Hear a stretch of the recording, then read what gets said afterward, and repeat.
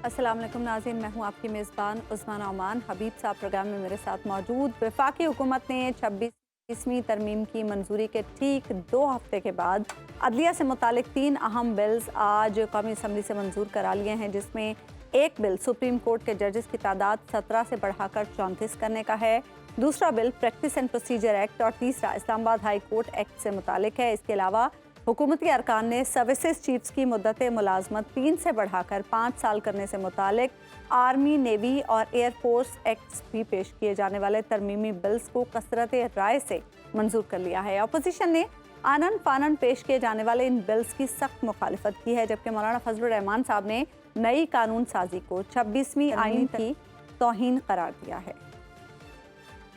Peoples party और मुस्लिम league नून अपने ही हाथों से जमहूरियत के चेहरे पर कालक मलक हमारे दिफाई इदारे को ये तहाशा इख्तियारात दे देना, ये एक सिविल मार्शल लॉ मुल्क पे कायम करने के मुतरादिफ होगा। क्या ये नया एक्ट 26वीं तरमीम की रूह के मुनाफी नहीं है? ये आइन की तौहीन है, पार्लियामेंट की तौहीन है। हम इसके खिलाफ जाएंगे। हम जमहूरी लोग हैं, आइन और कानून के दायरे में लड़ेंगे। इस हवाले से हम अवाम में भी जाएंगे। कल चीफ जस्टिस याहिया अफरीदी की सरबराही में जुडिशल कमीशन का पहला इजलास भी होने जा रहा है, जिसमें आइनी बेंच की तश्कील से मुतालिक फैसले का इम्कान है। इसके अलावा पीटीआई ने एहतजाजी तहरीक शुरू करने का जो फैसला किया है, क्या ये फैसला कुन मार्का होगा? क्या कारकुन और क़यादत सब इसमें शरीक होंगे? और मौलाना फजलुर रहमान की जमात को भी क्या किसी मरहले पर इसमें शिरकत की दावत दी जाएगी? इस पर भी हम बात करेंगे, लेकिन पहले हम बात कर लेते हैं झटपट जो तरामीम मंजूर कराई गई हैं कौमी असम्बली के इजलास से। हबीब साहब, हमारे एक साथी सहाफ़ी साकिब बशीर ने बड़ा खूबसूरत जुमला लिखा है कि इस हुकूमत ने तो वो कर्ज भी उतारे हैं जो वाजिब भी नहीं थे। आज जो एजेंडा मेरे लिए ये जो तरमीम थी, इनमें तो पाकिस्तान 26वीं आईनी तरमीम के बाद चूँकि अदालती निज़ाम इसका मुनहदिम किए जाने की एक मुनज़्ज़म कोशिश हो रही है, और आज की जो तरमीम है, वो जो आज की कवानीन में तरमीम है, वो भी दरअसल उन्हीं कोशिशों का हिस्सा है, उसी की कॉन्टीन्यूशन है। और आज जो कुछ कानून साजी जिस तरह असम्बली में हुई है, इससे आप अंदाज़ा कर लें कि पाकिस्तान ने सफ़र आगे की तरफ नहीं किया बल्कि पीछे की तरफ किया है। खा वो जमहूरी एतबार से देखा जाए, खा वो दस्तूरी एतबार से देखा जाए, वो अदालती एतबार से देखा जाए, वो कानूनी एतबार से देखा जाए। और अब हम इसके असरात आइंदा आने वाले कई सालों तक भुगतते रहेंगे, जिसके नतीजे में हमारी मईशत में भी कोई इम्कान नहीं है बेहतरी का।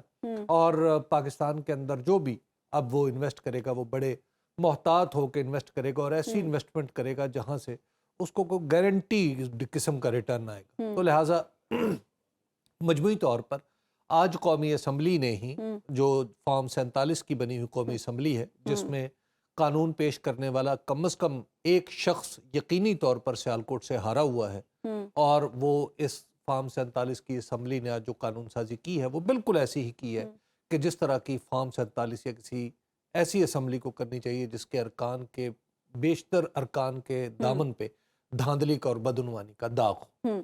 तो लिहाजा ये आज इस तरह की कानून साजी है। लेकिन अच्छा, मैं चाहूंगी कि हम स्टेप बाय स्टेप जरा इसको डिस्कस कर लें। कानून साजी का हिस्सा जरा एक सेकंड, हाँ। अभी आप आगे बढ़ने से पहले आज जो एजेंडा कैंसल हुआ है, जो एजेंडा आज था कौमी असम्बली में, उस एजेंडे का एक आइटम था कि वर्ल्ड जस्टिस प्रोग्राम ने पाकिस्तान को 129वें नंबर पर रखा है पाकिस्तान में कानून की हुक्मरानी के एतबार से। अच्छा। यानी वर्ल्ड जस्टिस प्रोजेक्ट जो है, आज उसकी आदाद शुमार पर भी गुफ्तगू होना थी, जिनको आज मुअत्तल किया गया।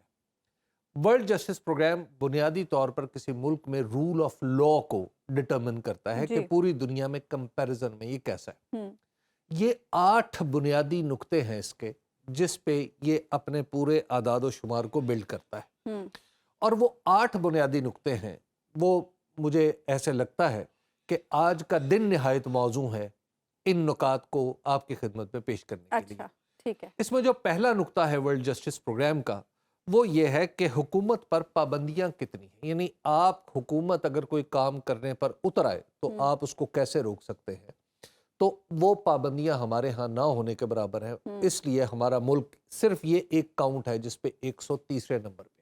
अच्छा। यानी हमारी हुकूमत शुतरे बेमहार है, जो चाहे कर सकती है। क्रिमिनल जस्टिस के हवाले से हम 98वें नंबर पे, 98th पे। अच्छा। ٹھیک ہے. اور سول جسٹس کے اعتبار سے یعنی جو سول مقدمات ہیں ان کے حوالے سے ہم 128ویں نمبر پر آتے ہیں. جو ریگولیٹری انفورسمنٹ ہے یعنی وہ معاملہ جس میں آپ کسی چیز کو ریگولیٹ کرتے ہیں, کوئی بجلی ٹھیک ہونی چاہیے, آپ کی موبائل سروسز ٹھیک ہونی چاہیے کیونکہ اس کے پیسے دے رہے ہیں. اچھا, اور اس میں ہم 127ویں نمبر پہ ہیں یعنی ہمارے فیصلے ہوتے رہتے ہیں, ان کے اوپر عمل درآمد نہیں ہوتا اور بعض اوقات تو فیصلے بھی نہیں ہوتے. ٹھیک ہے. آرڈر اینڈ سیکیورٹی جو پاکستان کا سب سے سینسٹیو ایشو ہے اس میں ہم 140ویں نمبر پر ہیں. اچھا جی, 142 میں سے ہم 140ویں نمبر پر ہیں. اور پھر بنیادی حقوق کے حوالے سے بھی ہمارا نمبر 125 ہے. 125ویں نمبر پر آتے ہیں. اور جو شفاف حکومت ہے اس کے حوالے سے ہم 106 نمبر پہ ہیں. اور جو یعنی جسے کہتے ہیں نا ایبسنس آف کرپشن یعنی ایسا ملک جہاں پہ کرپشن نہ ہو, اس حوالے سے 120ویں نمبر پہ ہیں. گویا مجموعی طور پر جب اس سکور کو اس کا ایوریج نکالی جاتی ہے تو ہم 129ویں نمبر پہ. تو آج یہ ڈسکس ہونا تھا, اس کو آج ہم نے اس ایجنڈے کو, چونکہ ہم نے بہت ضروری قانون سازی کرنی تھی اور قانون سازی وہ پتہ نہیں کس کی ضرورت تھی اور کیسی ضرورت تھی کہ جو آج ہی ہم نے عملاً ثابت کیا کہ ہم اس نمبر پر ہمیں کیوں ہیں. آج ہماری پارلیمنٹ نے یہ عملاً ثابت کر دیا کہ ہم جو ہے بنیادی طور پہ یہ جہاں پہ ہیں بیسیکلی ہم ڈیزرو کرتے ہیں. دوسری, آج کی جو پارلیمنٹ کی کاروائی ہے اس نے ایک اور بات بھی ثابت کر دی کہ عدلیہ اور ہمارے سیکیورٹی اداروں کے بارے میں جو ترامیم کی گئی ہیں وہ متفقہ نہیں. اور جب آپ اپنی عدلیہ جیسے اداروں کو, اس میں ججوں کی تعداد کو, اس میں ججوں کی اپائنٹمنٹ کو اس طرح متنازع بنا دیں گے جس طرح کہ آپ بنا رہے ہیں, ٹھیک ہے, تو اس کے بعد اندازہ کیا جا سکتا ہے کہ پاکستان کے اندر جسٹس, فنڈامنٹل رائٹس اور جج, وکیل, دلیل, سماعت, یہ کیا کچھ ہوگا. اور میں نے آپ کو عرض کیا تھا پہلے دن جب 26ویں آئینی ترمیم ہوئی تھی, میں نے آپ کی خدمت میں عرض کیا تھا کہ اس میں کچھ الفاظ تو قانونی سے استعمال ہیں, جج کا بھی لفظ ہے, مقدمے کا بھی لفظ ہے, آئین کا بھی لفظ ہے, معاف کیجیے گا دستور کا بھی لفظ ہے. تو وہ سارے کے سارے الفاظ دراصل اس دستوری ترمیم کے ذریعے بے معنی کر دیے گئے. تو آج آپ نے دیکھا کہ ہماری اسمبلی نے عین مین وہی تشریح اختیار کی جو یہ فقیر اپنی بدگمانی کے طور پر عرض کر چکا تھا. بہرحال میری گفتگو میں اگر کہیں سختی یا کچھ کسی کو برا لگا ہو تو میں صرف علامہ اقبال کا ایک شعر پڑھنے پہ مطلب پڑھ کے میں آگے بڑھوں گا. وہ یہ ہے کہ گفتار کے اسلوب پہ قابو نہیں رہتا جب روح کے اندر متلاطم ہو خیالات. بالکل. اچھا حبیب صاحب, ہم تو یہ سن رہے تھے کہ 17 سے بڑھا کر 25 تعداد کرنے کی تجویز ہے. آج یہاں تو انہوں نے چیف جسٹس سمیت 34 کر دی سپریم کورٹ کے ججز کی تعداد. اتنی تعداد بڑھانے کا خیال کیوں آ رہا ہے حکومت کو؟ کیا مقصد ہے اس کے پیچھے؟ اور مسلسل یہی کہا جا رہا ہے کہ حکومت اپنے ججز لانا چاہتی ہے. اب تو میرے خیال سے ججز کا بھی امتحان ہوگا. کوٹا سسٹم پر اب جس طرح سے ججز لانے کا حکومت تہیہ کیے بیٹھی ہے. جب justice Sajjad Ali Shah chief justice تھے ہمارے, تو اس وقت جو ان کا اور حکومت کا آپس کا معاملہ خراب ہوا تھا, اور نواز شریف صاحب تھے اس وقت, اور آج بھی ماشاءاللہ نواز شریف صاحب ہے یعنی حکومت جو ہے وہ انہی سے منسوب ہے, اور آصف علی زرداری صاحب کی ہے. تو جب چیف جسٹس سجاد علی شاہ تھے تو اس وقت ایک معاملہ یہ ہوا کہ سجاد علی شاہ چاہتے تھے کہ ججز کی تعداد مقرر کی جائے. اس وقت یہ جو قانون تھا کہ ججز کی تعداد 17 ہوگی تو یہ نہیں تھا. اچھا. لیکن اس وقت ایک اوپن اینڈ تھا کہ صدر جو ہے وہ جتنے جج چاہے مقرر کر. ٹھیک ہے. تو پھر یہ ہوا کہ انہوں نے کہا کہ نہیں میں تو اتنے جج چاہتا ہوں, اور وہ تعداد 17 بن رہی تھی. تو وہاں پر ایک کیپ کر دیا گیا کہ 17 ججز کی تعداد کو ہمیشہ کے لیے مختص کر دیا قانون کے ذریعے, اور پھر 17 ججز ہی چلتے آ رہے تھے. اب چونکہ جو موجودہ 17 ججز ہیں یہ ایک ڈیو پروسیس کے ذریعے آئے ہوئے, ان میں سے بیشتر ہائی کورٹ کے جج تھے, اس سے پہلے وکیل تھے, پھر ہائی کورٹ کے جج تھے, اور پھر وہ سپریم کورٹ میں پہنچے ہیں. ان ججز کو آپ توڑ مروڑ نہیں سکتے. ان ججز کی رائے سے اختلاف ہو سکتا ہے, ان ججز کی ان ججز کے استدلال سے اختلاف ہو سکتا ہے, لیکن ان ججز کی انٹینشن پہ बहुत ज़्यादा आप एतराज़ात नहीं खड़े कर सकते।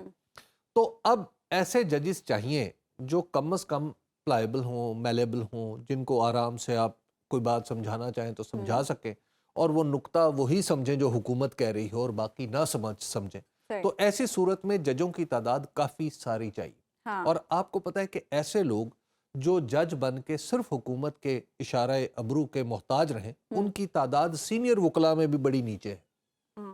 तो लिहाजा अब आपको पहले बहुत सारे जज भर्ती करते रहेंगे, और फिर आप इस कानून में एक गुंजाइश ये रख दी गई है कि ज़रूरी नहीं कि अभी कर लें। ये भी गुंजाइश रखी गई है, ये लचक रख ली गई है तौर पे 6 जजेस की जी, जरूरत है। जैसे ही अगर कोई प्रॉब्लम आएगा, जैसे ही कोई जज साहब या कोई बेंच उससे हुकूमत को इख्तलाफ होगा, मतलब हुकूमत के वो इशारे अबरू पर नहीं चलेगा, तो उस बेंच को, जैसे आईनी बेंच को बदलने की गुंजाइश रखी हुई है अपने पास, तो एक और बेंच भी बना दिया जाएगा। हो सकता है 2 आईनी बेंच बना दिए जाएं, उन बेंचों को इधर निकाल दें, नहीं जी मजीद जजेस आ जाएं। तो लिहाजा अमली तौर पर ये जो वो आईनी बेंच है वो भी आप यूं समझिए कि आईनी बेंच नहीं है, वो हुकूमती बेंच होगा, जिसके लिए उम्मीदवारों का इश्तहार जो है वो आज दे दिया गया है। इसके बाद जो उम्मीदवार हैं वो इन असामियों पे अप्लाई करेंगे। जितने उम्मीदवार हुकूमत को पसंद हुए वो उनमें से मुनासिब तादाद में भर्ती कर लिए। इस्लामाबाद हाई कोर्ट ऐसे उम्मीदवारों को जो कि भर्ती होंगे उन्हें सुप्रीम कोर्ट के जज कहा इस्लामाबाद हाई कोर्ट के जजेस की तादाद 9 से 12। जी, इस्लामाबाद हाई कोर्ट में आपको पता है ना कि वहां पर भी जजेस ने खत लिखा था, और उन जजेस ने, जो मौजूदा जजेस हैं, उनके काम में दखल अंदाजी मुमकिन नहीं रही। तो बेहतर है कि इसके लिए एक मुनासिब रास्ता ये निकाला गया है कि अपने ही जजेस ले आए जाए। तो लिहाजा वो अपने ही जजेस इस मामले में भी लाए जाएंगे, ताकि जो खत लिखने वाले जजेस हैं उनके असरात को अदालत में कुछ कम किया जा सके। प्रैक्टिस एंड प्रोसीजर एक्ट में जो तरमीम हुई, जजेस कमेटी में अब जस्टिस मुनीब अख्तर नहीं होंगे, बल्कि आईनी बेंच के सरबराह होंगे जस्टिस मुनीब अख्तर की जगह। देखिए, ये पूरे का पूरा जो मामला है, अल्हम्दुलिल्लाह सुम्मा अल्हम्दुलिल्लाह के जस्टिस काजी फाइज ईसा अब हमारे चीफ जस्टिस नहीं है, और अल्लाह ना करे इस तरह जस्टिस काजी फाइज ईसा जैसा शख्स कभी कोई हमारा जज बनने पाए। लेकिन बहरहाल जस्टिस काजी फाइज ईसा की मौजूदगी में हुकूमत को बहुत सहूलत थी। अब उस सहूलत की तलाश में हुकूमत, आप यूं समझिए कि सर पटक रही है। उसके लिए कानून साजी, मतलब के लिए उसके लिए तो आइन में भी तरमीम कर दी। तो अब इस सर पटकने का नतीजा जो है वो ये समझ रहे हैं कि अच्छा हम आइंदा बना लेंगे, और कुछ जजेस के नाम भी गर्दिश कर रहे हैं। और मैं उम्मीद करता हूं कि जो भी जज आईनी बेंच का सरबराह बनेगा वो फिर वो आईनी बेंच का सरबराह होगा, वो हमारी तरफ से होगा, ना कि हुकूमत की तरफ से हो।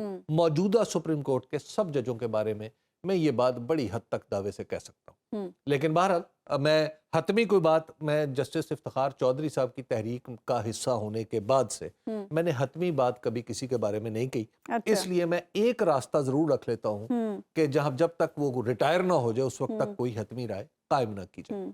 इसमें बचत भी है।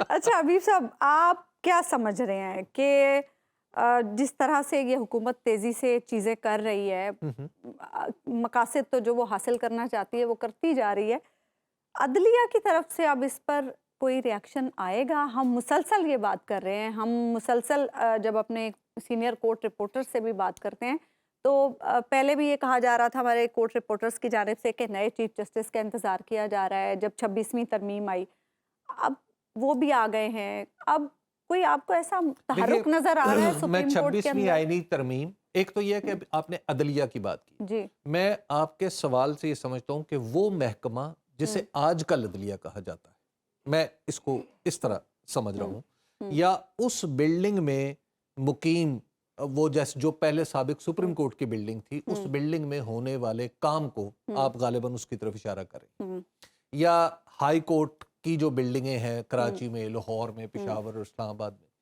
और कोयटा में, आप गालिबन उन बिल्डिंगों में होने वाले काम को आप कह रही हैं कि वो अदलिया। चलिए मैं आपकी बात मान लेता हूँ, अगरचे मैं मुझे इसमें तामुल। बात यह है कि पहले तो ये जो हमारी जो कुछ बचा है अदलिया के नाम पे, वो बहुत थोड़ा है। वो दरअसल राख है जिसमें से एक दफा खुद अदलिया ने पैदा होना है। ठीक। اور یہ کام اب پاکستان کے سبھی ججوں کے سامنے. اب ججز کا ایک یہاں پر دو راستے ہیں. ججز قانون کی زبان میں، قانون میں آپ دیکھیں کہ آپ کہیں کہ نہیں جی جو قانون پہ لکھا ہے میں تو اس پہ عمل درآمد کروں گا، بسم اللہ کرتے رہیں. ایک یہ ہے کہ میں انصاف کروں گا، چلیں جی کریں. اب ہر جج کے اندر سے ایک جج کو برآمد اگر دیکھیں گے ہوتا ہے تو آپ درست کہہ رہی ہیں کہ کچھ مزاحمت بھی ہو جائے گی. وہ حکومت کے خلاف نہیں ہوگی، وہ انتظامیہ کے خلاف ہوگی. ٹھیک ٹھیک ہے حبیب صاحب، ایک اور بھی اہم ترمیم ہوئی ہے. سروسز چیف کی مدت ملازمت 3 سے بڑھا کر 5 سال کر دی گئی، لیکن میں چاہوں گی کہ آپ اس پر بات نہ کریں. ایک بریک میں لوں گی یہاں پر ناظرین، بریک کے بعد واپس آئیں گے تو گفتگو کے سلسلے کو آگے بڑھیں. ویلکم بیک ناظرین. پاکستان تحریک انصاف کے احتجاجی تحریک کے حوالے سے بات کریں گے. پروگرام میں جوائن کریں پاکستان تحریک انصاف کے رہنما رؤوف حسن صاحب. رؤوف صاحب، ماضی میں پاکستان تحریک انصاف نے جب احتجاج کی کال دی تو کہا اب کی بار آر یا پار ہوگا، خاص طور پر جب یہ کال علی امین گنڈا پور صاحب نے دی. اب ایک بار پھر سے گنڈا پور صاحب کہہ رہے ہیں کہ یہ فائنل راؤنڈ ہے اور سر پر کفن باندھ کے نکلیں گے، تو کیا اب کی بار یہ احتجاج فیصلہ کن ہونے جا رہا ہے؟ یہ کسی نے سٹیٹمنٹ نہیں دی ابھی بھی کہ آر یا پار یا یہ فائنل کال ہے، یہ بالکل نہیں کہا گیا. اچھا. ہم نے صرف کہا ہے کہ یہ ہماری جو پرامن سیاسی احتجاج کی تحریک ہے، گنڈا پور صاحب تو کہہ رہے ہیں کہ فائنل راؤنڈ ہے، فائنل کال ہے. نہیں بالکل نہیں، بالکل رات کو ہماری میٹنگ ہوئی ہے، کوئی ایسی بات، ہم نے اس کو ایکسٹینسولی ڈسکس کیا ہے، کوئی ایسی بات نہیں کی گئی. گنڈا پور صاحب بھی اس میٹنگ میں موجود تھے. جی یہ ہماری جو آن گوئنگ سیاسی احتجاج ہے اس کے سلسلے کی ایک کڑی ہے جو ثوابی میں جلسہ ہوگا، اور اس کے بعد جو ہے باقی مقامات کے اوپر ہمارے جلسے، اس کے بارے میں شیڈیول جو ہے اس کو اناؤنس کیا جائے گا. اچھا، وہ جو پہلے پشاور میں تھا اب وہ نہیں ہوگا کیا؟ نہیں جی، پشاور کی جگہ اب یہ ثوابی میں ڈیسائیڈ کیا گیا ہے کہ جلسہ وہاں ہوگا. جی 8 تاریخ کو ہمارا جلسہ کوئٹہ میں ہو رہا ہے. کوئٹہ میں ہو رہا ہے. ٹھیک ہے. اور یہ 9 تاریخ کا جلسہ جو ہے یہ ثوابی میں ہوگا. جی اور یعنی اس سے یہ اندیشہ یا امید نہیں ہے کہ یہاں سے کوئی دھرنے کا آغاز ہو جائے؟ جی ہماری جو ہمارے فیصلے ہوئے ہیں اس میں تو دھرنا ابھی شامل نہیں ہے، لیکن اگر بعد میں کوئی چینج ہوتا ہے تو اس کے بارے میں اس سٹیج کے اوپر کچھ کہہ نہیں سکتا. یہ جو جلسہ ہے جس کا ہم ذکر کر رہے ہیں ثوابی کا جلسہ، یہ 1 دن کا جلسہ ہے اور اس کے بعد کوئی دھرنے کا کوئی پروگرام ہمارا نہیں ہے. اچھا رؤوف حسن صاحب، یہ بتائیے گا کہ عدالتی معاملات عمران خان صاحب کے وہ بھی کافی نزدیک آ چکے ہیں، اور شاید نومبر کا مہینہ ہی ایسا ہوگا جس میں ان کی تمام تر درخواست جو ضمانت کی درخواست ہے ان پہ شاید فیصلہ ہو جائے. تو آپ کو کیا لگ رہا ہے کہ کیا یہاں سے آپ کی قانونی لڑائی سپریم کورٹ جا رہی ہے، یا آپ کو توقع ہے کہ یہیں پہ معاملات ٹھیک ہو جائیں گے؟ حبیب صاحب، امید ہم کرتے ہیں کہ یہیں پر معاملات ٹھیک ہو جائیں گے، جس کی میرا خیال ہے کہ کوئی ایک وہ کہتے ہیں نا تازہ ہوا کا جھونکا جو ہے وہ ہم محسوس تو ہو رہا ہے، لیکن اب وہ کتنا سسٹینیبل ہے ہمیں نہیں پتہ، کیونکہ پریشرز تو آپ کو بھی پتہ ہے کہ بہت زیادہ ہیں. اور اگر انفارچونیٹلی بدقسمتی سے یہاں نہیں ہو پاتا فیصلہ تو لازمی بات ہے کہ ہم سپریم کورٹ کا جو فورم ہے اس کو استعمال کریں گے. نئے چیف جسٹس صاحب کو تحریک انصاف نے بڑے کھلے دل سے قبول کیا ہے، اور آتے ساتھ انہوں نے جو کچھ میجرز لیے ہیں اس سے بڑی حد تک عدلیہ میں بھی دیکھا جا رہا ہے، ججز میں بھی ریلیکسیشن ہے. آپ کو لگتا ہے کہ نئے چیف جسٹس کی موجودگی میں حکومت یہ سب کر سکتی ہے کہ اپنی مرضی کے ججز لائے، اور کیا اس سینیریو میں کوئی حکومتی جج ہونے کا ٹائٹل لینا چاہے گا؟ بہت امپورٹنٹ سوال ہے یہ آپ کا. دیکھیے جی، مسئلہ یہ ہے کہ اس وقت جو اس ملک کا جو سلطنت جو ہے اس کو چلانے کا جو عمل ہے وہ ایگزیکٹو کی طرف اس کا جھکاؤ جو ہے وہ بہت زیادہ ہو گیا ہے. اور وہ جو ایک ٹریڈیشنل بیلنس ہوتا ہے 3 پلرز کے درمیان، جو ٹرائیکاٹمی آف پاور ہے، جو کہ بیسک پلر ہے جس کے اوپر ہماری ریاست جو ہے وہ ریسٹ کرتی ہے، وہ امبیلنسڈ ہو گئی ہے. بلکہ ایک پلر جو ہے جو کہ عدلیہ کا پلر ہے وہ ورچولی ڈسپیئر کرنے کی کوشش اس وقت ایگزیکٹو کر رہی ہے. تو اگر تو اس قسم کا کام ہو جاتا ہے، اور یہ جو ججز کا انتخاب بھی اس سے جوڈیشل کونسل نے کرنا ہے، وہ جوڈیشل کونسل کی بھی کانسٹیٹیوشن کچھ اس قسم کی انہوں نے رکھی ہے کہ وہاں بھی حکومت کے لیے میجورٹی حاصل کرنا کوئی اتنا زیادہ مشکل کام نہیں نہیں ہوگا. سو میں فیل کرتا ہوں کہ کسی نہ کسی طریقے سے یہ لوگ اپنی پسند کے جج صاحبان جو ہیں ان کو تعینات کرانے میں کامیاب ہو جائیں گے. اور اس کے بعد پھر یہ جیسا کہ میں نے پہلے عرض کیا کہ اپنی پسند کے جج اپنی پسند کے فیصلے وہ جو ایک روٹین ہے وہ شروع ہو جائے گی جو کہ ریاست کے لیے بہت زیادہ نقصان دہ ثابت ہوگی over a period of time. میں امید کرتا ہوں جو آپ کے سوال کا ایک بڑا امپورٹنٹ حصہ ہے کہ نئے چیف جسٹس صاحب کیا یہ سب کچھ ہونے دیں گے. میں امید کرتا ہوں کیونکہ ان کی ریپوٹیشن جو ہے وہ ہے کہ جی یہ آئین اور قانون کے پاسدار جج صاحبان میں سے ایک ہے اور انڈیپینڈنٹ مائنڈ رکھتے ہیں. تو اس قسم کے اگر ان کی اپروچ واقعی ایسی ہے جو کہ ہم سن رہے ہیں تو میرا خیال ہے کہ وہ اس عمل کے راستے میں ایک ریزسٹنس کے طور کے اوپر کھڑے ہوں گے اور ان کو کھڑا ہونا بھی چاہیے. اور میرا خیال ہے کہ ہم سب ان کے ساتھ کھڑے ہوں گے تاکہ یہ جو ٹرائیکاٹمی آف پاورز میں جو بیلنس ہے وہ اس کو ہم خراب نہ کریں, اس کو ہم تباہ نہ کریں. مولانا کے ساتھ اس نوعیت کے رابطے ہیں, کیا آنے والے دنوں میں یہ جو آپ احتجاجی تحریک شروع کرنے جا رہے ہیں کیا اس میں مولانا کو بھی ساتھ ملانے کی کوشش کریں گے؟ دیکھیے مولانا صاحب کے ساتھ ہمارے تعلقات آپ کو پتہ ہے اس کا ماضی بھی بڑا ہے, آپ کو بڑا ہمارا ایک چیکٹ قسم کا ماضی ان کے ساتھ رہا ہوا ہے. تو ایک بڑی خوش آئند بات ہے کہ ان کے ساتھ ہمارے ورکنگ ریلیشن شپس جو ہیں وہ استوار ہوئے ہیں اور ہمیں جو انسٹرکشنز ہیں خان صاحب کی طرف سے وہ یہی ہے کہ اس کو نہ صرف رکھنا ہے آپ نے بلکہ ان کو فردر اسٹرینتھن کرنا ہے, ان کو فردر ایکسپینڈ کرنا ہے, جس کے لیے پارٹی جو ہے وہ کام کرتی رہے گی. یہ احتجاجی تحریک جو ہے یہ پی ٹی آئی کی احتجاجی تحریک ہے. ہمارے پاس ایک کولیشن پارٹنرز ہمارے موجود ہیں. اوور پیریڈ آف ٹائم یہ پاسبل ہے کہ وہ ہمیں جوائن کر جائیں, اس تحریک کا حصہ بنیں. کوئٹہ کا جو جلسہ ہے اس میں بھی وہ اس تحریک کا حصہ ہیں اور باقی جو ہمارے جو ایونٹس ہوں گے اس میں بھی شاید وہ ہوں. مولانا صاحب کے بارے میں میں ابھی ڈیفینیٹو نہیں کہہ سکتا, لیکن ہمارے ان کے ساتھ میوچول کنسلٹیشن کا رشتہ جو ہے وہ موجود ہے. وہ سینٹ میں بھی ہے, وہ نیشنل اسمبلی میں بھی ہے اور وہ ادروائز بھی پولیٹیکل لیول کے اوپر بھی دونوں جو پارٹیز ہیں ان کی لیڈرانز کے درمیان ایک آن گوئنگ میوچول کنسلٹیشن کا پروسیس جو ہے وہ جاری ہے.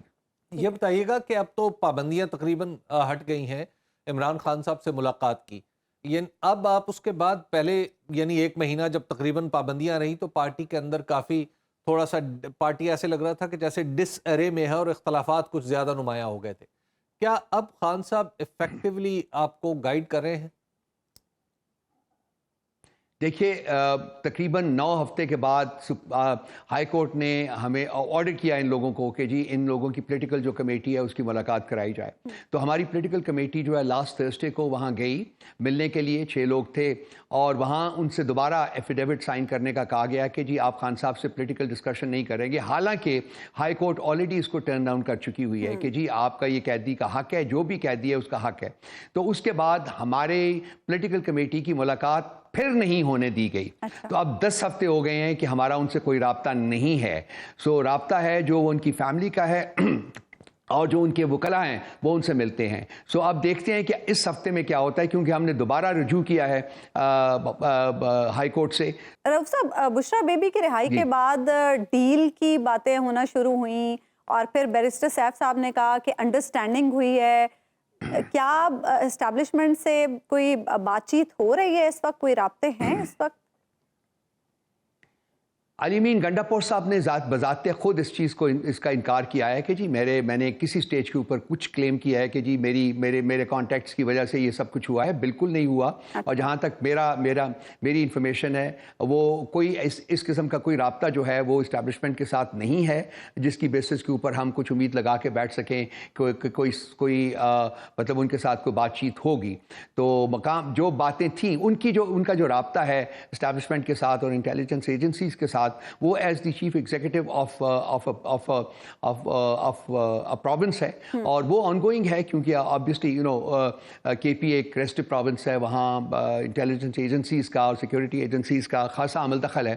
تو وہ اس سلسلے میں جو ان کے ساتھ رابطے ہیں وہ برقرار ہیں اور وہ رہیں گے, کیونکہ صوبے کا نظام جو ہے وہ چلانا ہے. لیکن اس کے علاوہ رہائی یا بازیابی میں چاہوں گا حبیب صاحب کے نہ رہائی کا لفظ استعمال کروں نہ بازیابی کا لفظ استعمال کروں. میرا خیال آپ بھی بہت عقل مند ہیں, باقی دنیا بھی بہت عقل مند ہے. ان کا حال دیکھ لیجئے جس حال میں ان کو وہ ملے ہیں آپ, اور اس سے اندازہ لگا لیجئے کہ ایک انڈرسٹینڈبلی کوئی پولیس کا آدمی ان سے پوچھتا ہے جی کہ آپ کا نام کیا ہے, تو وہ کہتے ہیں جی میرا نام انتظار ہے, اور وہ کہتا ہے ہاں انتظار حسین. تو ان سب لوگوں کا this was a staged drama. اچھا, وہ جہاں تھے وہ آپ کو بھی پتہ ہے, جہاں سے اب آئے ہیں. اور مجھے یہ بتائیے نا کہ جو ان کے اٹارنی جنرل صاحب ہیں انہوں نے ایک دن پہلے کہا تھا جی کہ ہمیں 24 گھنٹے میں ہم ان کو پروڈیوس کر دیں گے. تو ان کو کیا الہام ہوا تھا کہ 24 گھنٹے میں وہ کسی وہ پولیس کے کسی آپریشن کے ذریعے وہاں کسی شاہراہ کے اوپر جاتے ہوئے ان کو پکڑ لیا جائے گا؟ تو یہ سب چیزیں جو ہیں میرا خیال ہے کہ ان میں اتنے لکوناز ہیں کہ انسان کا دماغ نہیں مانتا. سو obviously یہ جو کچھ ملک میں ہو رہا ہے یہ اسی کی ایک کڑی ہے اور یہ ایسا لگتا ہے کہ یہ شاید اور ایکسینچویٹ ہونے جا رہا ہے ان ٹائمز ٹو کم. اچھا, ایک اور بات ہو رہی ہے رؤوف صاحب کہ ٹرمپ اگر صدر بن جاتے ہیں تو پی ٹی آئی کو بڑی امید ہے کہ وہ خان صاحب کی رہائی کے لیے کچھ کریں گے. یہ میرا چونکہ فیلڈ ہے, میرا ایک تھنک ٹینک ہے, ہمارے بائیلیٹرل ڈائلاگس ہیں, امریکہ کے ساتھ بھی ہوتے رہے ہیں پاسٹ میں. ابھی تو کچھ دیر سے تھوڑا سا کام رکا ہوا ہے بیکاز آف مائی انوالومنٹ. اس کو دوبارہ بھی شروع کریں گے. لیکن دیکھیے صدر کسی کا بن جانا جو ہے اور اس کی پسند اور ناپسند کی بیسس کے اوپر ریاست کے جو پالیسیز ہیں, ریاست کی پالیسیز جو ہے نا وہ نہیں بنائی جاتی. اس میں حبیب صاحب آپ جانتے ہیں بہت سے اور سٹیک ہولڈرز ہوتے ہیں, بہت سے اور سٹیک ہولڈرز ہوتے ہیں. وہاں بھی ایک اسٹیبلشمنٹ ہے, وہاں بھی ایک پبلک اوپینین ہے. پھر یہ ہے کہ جب بھی پاکستان کی بات آئے گی تو ہمیشہ اس کا کمپیریزن انڈیا کے ساتھ کیا جائے گا. لیٹ می ایشور یو کہ ڈیموکریٹک پریزیڈنٹ ہو یا ریپبلکن پریزیڈنٹ ہو, جب یہ کمپیریزن ہوگا تو ان کی پریفرنس جو ہوگی وہ انڈیا ہوگی, وہ پاکستان نہیں ہوگی.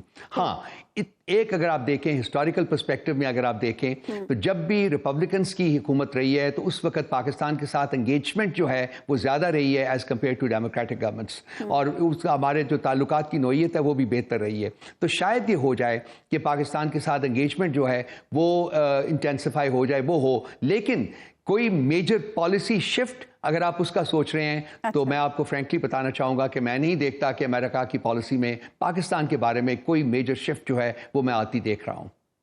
اچھا, یہ بتائیے گا کہ اب آپ کو آگے چلتے ہوئے عمران خان صاحب کی رہائی ایک آپ ظاہر ہے تحریک آن گوئنگ ہے, ایک پروسیس ہے.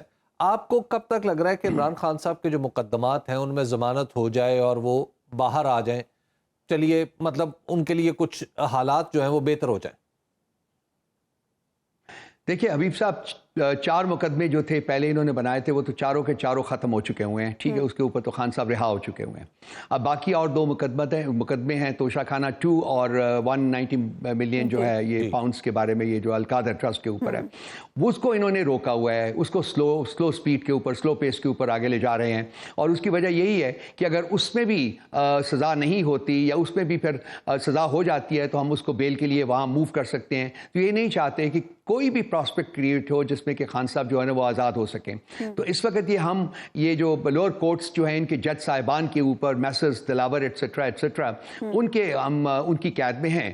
اور یہ مقدمات جب بھی آگے بڑھیں گے تو میرا خیال ہے کہ چند دنوں میں یہ سسٹینیبل نہیں ہے, یہ کسی لیول کے اوپر یہ مقدمات جو ہیں یہ سسٹینیبل نہیں ہے. تو جو ہی آگے یہ بڑھیں گے یہ اس میں آزاد کریں یا سزا دیں. اگر سزا دیں گے تو ہم اس میں بیل لے لیں گے, اگر سزا نہیں دیتے تو لازمی بات ہے کہ خان صاحب ریلیز ہو جائیں گے. لیکن کیا مجھے نظر آ رہا ہے کہ خان صاحب کو یہ چھوڑ دیں گے؟ مجھے to be honest about it, I hope I am wrong, I pray I am wrong. مجھے نہیں نظر آتا کہ جی یہ ان کا کوئی ارادہ لگتا ہے کہ وہ خان صاحب کو جلدی چھوڑ دیں گے. لیکن الٹیمیٹلی جو ہم جو کوشش کریں گے اور جو کرتے رہے ہیں اور جو کرتے رہیں گے وہ یہی ہے کہ عدلیہ کے جو بھی فورم ہمارے پاس موجود ہیں ان کو ہم ایکسرسائز کریں گے, اور انشاءاللہ تعالی امید رکھتے ہیں کہ بہت جلد خان صاحب کی رہائی ممکن ہو سکے گی. ٹھیک ہے, بہت بہت شکریہ رؤوف حسن صاحب, آپ پروگرام موجود تھے. ایک بریک ہم لیں گے ناظرین, اور بریک کے بعد واپس آئیں گے تو حبیب صاحب سے.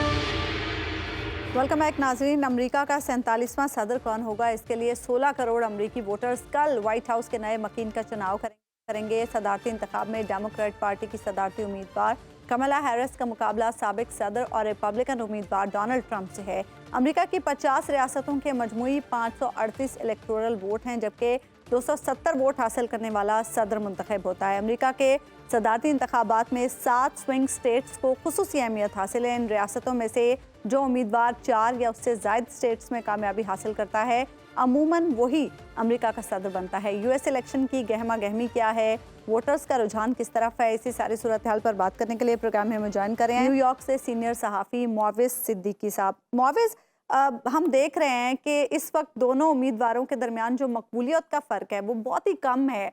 प्रिडिक्ट करना बहुत मुश्किल हो रहा है किसी के लिए भी कि कौन जीतेगा। क्या सूरत हाल आप लोग वहाँ पर देख रहे हैं? क्या ऐसे पॉइंट्स हैं कि ये कहा जा सकता है कि कोई एक इन पॉइंट्स की वजह से आगे निकल जाए?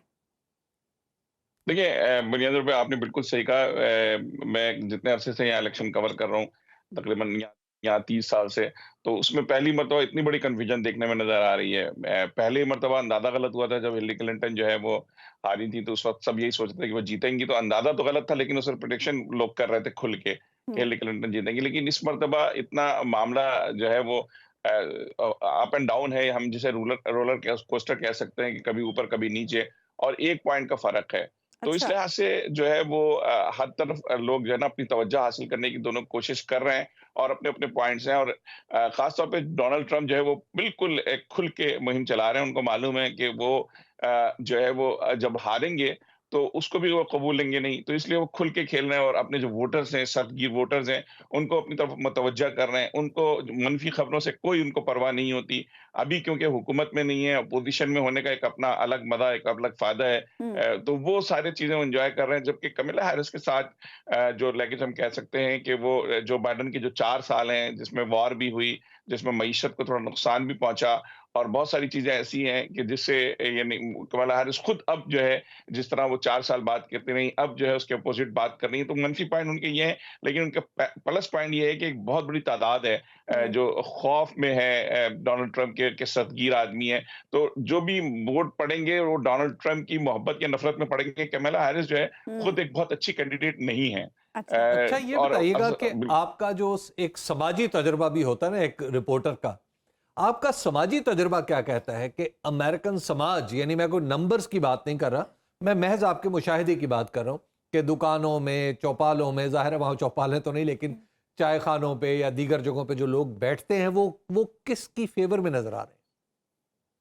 देखिए, अगर हम ये भी डिपेंड करते हैं ना, ये जो है आपको मालूम है कि अमेरिका जो है एक मुतनव्वुर सोसाइटी है, जिसमें मुख्तलिफ रंग नस्ल के लोग रहते हैं। तो अब हम अगर फर्ज करें, हम बात करते हैं अफ्रो अमेरिकन की, तो एक बहुत बड़ी तादाद है जिन्होंने डिसाइड किया हुआ है कि वो कमला हैरिस को देंगे। इवन ये कि जब मुसलमान ऑर्गेनाइजेशंस हैं, उसका जब इजलास हुआ कि किसको जो है हम किसकी सपोर्ट करें, तो उसमें जो है वो ये भी था कि क्योंकि जंग की वजह से जो हालात हुए, इस हुकूमत ने कोई उसमें बल्कि उसमें बढ़ावा दिया है।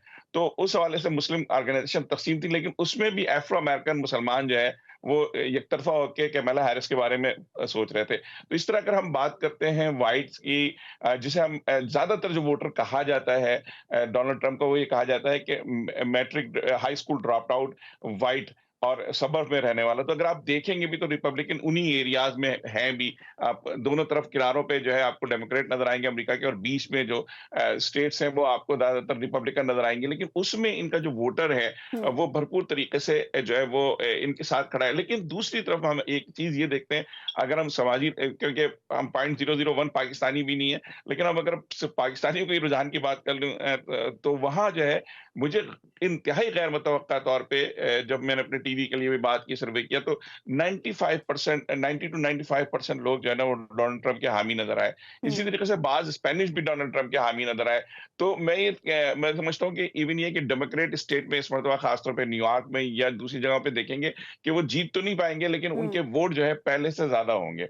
तो इस लिहाज से जो है वो जो फजा नजर आ रही है। और दूसरी तरफ जो हम चौपारों की अगर हम बात करें, तो जो लिबरल्स हैं जो बहुत बड़ी तादाद है, जो लेफ्ट हैं जो बहुत बड़ी तादाद है, जो कंजर्वेटिव से हटके हैं, तो वो कमला हैरिस के बारे में सोच रहे हैं। अगेन ये कमला हैरिस से ज्यादा वो एंटी ट्रम्प वोट होंगे जो होंगे। तो इस अच्छा, लिहाज से मोविस, एक और चीज भी मैंने देखी, जो अब तक मुख्तलिफ तकरीरें सुनी या मुख्तलिफ जो माशाल्लाह दोनों जो कैंडिडेट्स हैं अमेरिकन सदारत के, वो टिकटॉक पे भी बड़े एक्टिव हैं और अपने बड़े चुनीदा जो टुकड़े हैं तकरीरों के उस पर डालते हैं और सारी चीज़ें।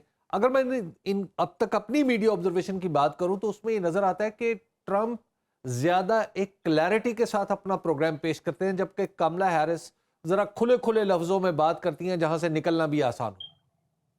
जी, बिल्कुल, बिल्कुल आपने सही तज़िया किया। एक तो मैं साथ पता चलूँ अभी भाई कि ये बड़ा लतीफ़ा है कि एक तरफ आप टिकटॉक को बैन करने के लिए बैठे हैं, वहाँ पाबंदी लगाने के लिए बैठे हैं, जैसे हमें पाकिस्तान में शिकायत होती है, और हार्ड टाइम भी दे रहे हैं और दूसरी तरफ टिकटॉक का इस्तेमाल भी हो रहा है, तो ये टिकटॉक की फ़तह है। दूसरी तरफ जहाँ आपकी बात है बिल्कुल, इसमें कोई शक नहीं है कि Donald Trump loud and clear हैं।